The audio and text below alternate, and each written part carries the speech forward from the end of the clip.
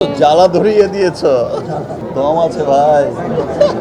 তো ম্যাডাম তো পড়েই হয়ে গেছে। আমি সবসময় কিন্তু নতুনদের প্রেফার করি। বিগত গভর্নমেন্টের কথা ভুলে যান, আপনাদের কাছে তো প্রত্যাশা অনেক। হায়াত যে খারাপ নির্মাতা আমি সেটা বলবো না।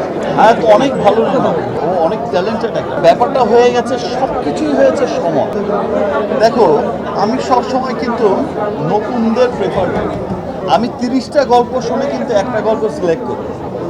আমি অনেক গল্প শুনি, সারা বছর শুনি, তারপরে একটা গল্প সিলেক্ট করি। আমি যেটা শুনি সেটা রং থাকে না। আমি শুনি, আমার টিম শোনে, একাধিক অনেকবার শোনে। এবার যেটা হয়েছে,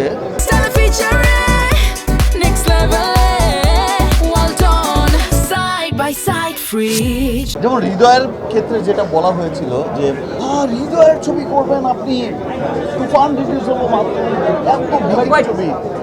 আমি বলেছি যে হৃদয়ের সিনেমা দেখে সবাইকে বলতে হবে হৃদয় হচ্ছে one of the best director, commercial director. দম আছে ভাই। হায়াতের ক্ষেত্রেও সেটা কিন্তু ব্যাপারটা ছিল। হায়াতের সিনেমা দেখে, হায়াত কিন্তু খুবই ট্যালেন্টেড একটা মানুষ, ও আসলে সময়টা পায়নি। সিরিয়াসলি বললাম, ও যদি সময় পেত, আমিও যদি সময় পেতাম, কোথায় প্রবলেম হচ্ছে? প্রবলেম হচ্ছে সাউন্ডে, প্রবলেম হচ্ছে সিজিতে, এটা তো ওর কাজ না। প্রবলেম হচ্ছে কালারে। এই পারমিশন জটিলতার কারণেই কিন্তু দেখো যে আমাদের যে মূল শিডিউল ছিল, পুরো শিডিউল শেষ হয়ে, তারপর যা করেছি আরেকজনের কাছ থেকে চেয়ে চেয়ে এনে শিডিউল করেছি। আমরা ডিটেলিং আসলে শুট করতে পারি। হায়াত তো ফাটিয়ে দেবে। আমি হায়াতকে দেখেছি, আমি আমার কাছ থেকে দেখেছি, অনেক ভালো ছেলে, ট্যালেন্টেড একটা। এটা আমরাই বুঝে গেছি। আমার প্রথম কোনো সিনেমা যেটার আমার শ্যুট করতে হয়েছে ঈদের আগের দিন পর্যন্ত, গান শ্যুট করতে হয়েছে। এই যে ম্যাডামের সাথে গান শ্যুট করতে হয়েছে, ঈদের মাত্র বাকি একদিন, গান রিলিজ হবে কি এইভাবেই।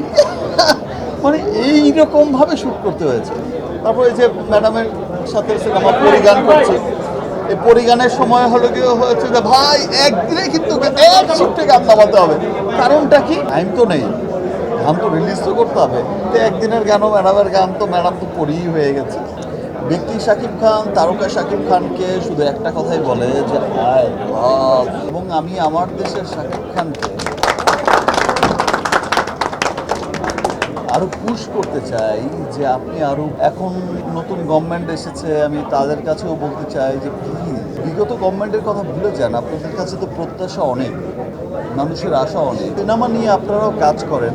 আপনারা শুধু সিনেমা ইন্ডাস্ট্রিকে ভাববেন না যে নাচে গানে ভরপুর একটা বিনোদনের জায়গা। একটা সিনেমা একটা জাতি গঠনে, একটা সমাজ, একটা পরিবার গঠনে সবচেয়ে বড় ভূমিকা পালন করে। এবং সিনেমা কিন্তু আপনার কৃষ্টি কালচারকে পুরো বিশ্বে পৌঁছে দেওয়ার সবচেয়ে বড় মাধ্যমই হচ্ছে সিনেমা।